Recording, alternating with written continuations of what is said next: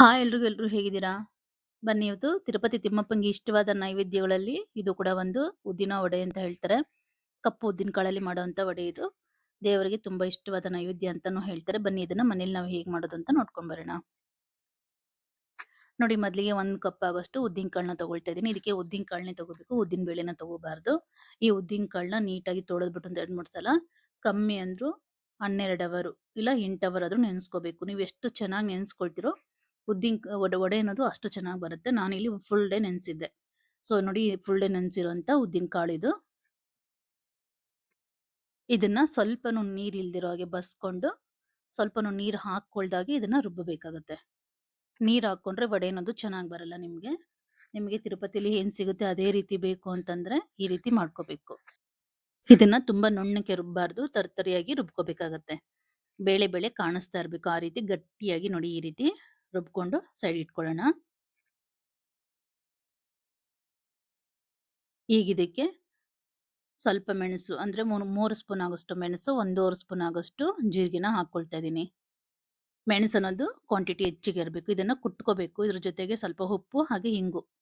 ನಿಮಗೆ ರುಚಿಗೆ ಎಷ್ಟು ಬೇಕಾಗುತ್ತೋ ಅಷ್ಟು ಉಪ್ಪನ್ನ ಇಲ್ಲೇ ಹಾಕೊಂಡು ಹಿಂಗು ಕೂಡ ಸ್ವಲ್ಪ ಹಾಕೊಂಡು, ಹಿಂಗು ಹಾಕೋದ್ರಿಂದ ಟೇಸ್ಟ್ ಅನ್ನೋದು ಚೆನ್ನಾಗಿರುತ್ತೆ. ಹಾಗಾಗಿ ಇದನ್ನ ಅರ್ಧಂಬರ್ಧ ಕುಟ್ಕೊಬೇಕು. ಮೆಣಸು ಅಷ್ಟೇನೆ ತುಂಬಾ ನುಣ್ಣಕ್ಕಾಗಬಾರ್ದು, ಅಲ್ಲಲ್ಲಿ ಬಾಯಿಗೆ ಮೆಣಸು ಸಿಗ್ಬೇಕು ತಿನ್ನುವಾಗ. ಆ ರೀತಿ ನೋಡಿ ಈ ರೀತಿ ಕುಟ್ಟಿಟ್ಕೊಂಡು ಈ ಕುಟ್ಟಿರುವಂತ ಇದನ್ನ ನಾವು ಆಲ್ರೆಡಿ ರುಬ್ಬಿಟ್ಟಿದೀವಲ್ಲ ಉದ್ದಿನ ಕಾಳು, ಅದಕ್ಕೆ ಮಿಕ್ಸ್ ಮಾಡ್ಕೊಳ್ಳೋಣ. ಈ ಪೌಡರ್ನ ಹಾಕೊಂಡು ಚೆನ್ನಾಗಿ ಮಿಕ್ಸ್ ಮಾಡ್ಕೋಬೇಕು. ಮೆಣಸು ಕ್ವಾಂಟಿಟಿ ಹೆಚ್ಚಿಗೆ ಇರಬೇಕು, ಜೀರಿಗೆ ಅನ್ನೋದು ಕಮ್ಮಿ ಇರಬೇಕು. ಆವಾಗಲೇ ಇದು ಟೇಸ್ಟ್ ಅನ್ನೋದು ಚೆನ್ನಾಗಿರುತ್ತೆ. ಸ್ವಲ್ಪನೂ ನೀರು ಹಾಕೊಳ್ದಿರೋ ಹಾಗೆ ಈ ರೀತಿ ನೀಟಾಗಿ ಮಿಕ್ಸ್ ಮಾಡ್ಕೋಬೇಕು. 1-2 ರಿಂದ 3 ನಿಮಿಷ ಟೈಮ್ ತಗೊಂಡು ಚೆನ್ನಾಗಿ ಕಲಿಸ್ಕೊಂಡು ನಂತರ ಇದನ್ನ ವಡೆ ರೀತಿ ತಟ್ಕೋಬೇಕಾಗತ್ತೆ.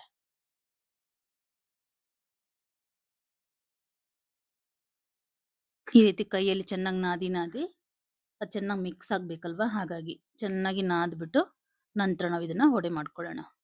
ವಡೆ ಮಾಡ್ಕೊಳ್ಳಿಕ್ಕೆ ಒಂದು ವೈಟ್ ಬಟ್ಟೆನ ತಗೋಬೇಕಾಗತ್ತೆ.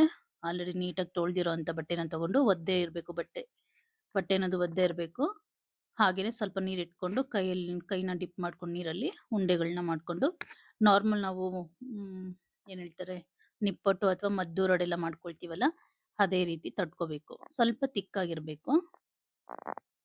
ತುಂಬಾ ತೆಳ್ಳಕ್ ಮಾಡಿದ್ರು ಚೆನ್ನಾಗಿರಲ್ಲ, ತುಂಬಾ ಕ್ರಿಸ್ಪಿ ಆಗ್ಬಿಡುತ್ತೆ. ಹಾಗಾಗಿ ಸ್ವಲ್ಪ ತಿಕ್ಕಾಗಿರ್ಬೇಕು. ಒಳಗಡೆ ಎಲ್ಲ ಸಾಫ್ಟ್ ಇರಬೇಕು, ಮೇಲೆ ಎಲ್ಲ ಕ್ರಿಸ್ಪಿಯಾಗಿ ಬರಬೇಕು ಅಂತಂದ್ರೆ ನೋಡಿ ಅದಕ್ಕೆ ಇಷ್ಟು ದಪ್ಪ ಇರಬೇಕು. ಈ ದಪ್ಪ ಇದ್ರೆ ಕರೆಕ್ಟಾಗಿ ಬೆಂದ್ಕೊಳ್ಳುತ್ತೆ, ಚೆನ್ನಾಗೂ ಇರುತ್ತೆ ಟೇಸ್ಟ್. ಇದನ್ನ ಬಿಸಿ ಬಿಸಿ ತಿನ್ನುವಾಗ ತುಂಬಾನೇ ರುಚಿಯಾಗಿರುತ್ತೆ.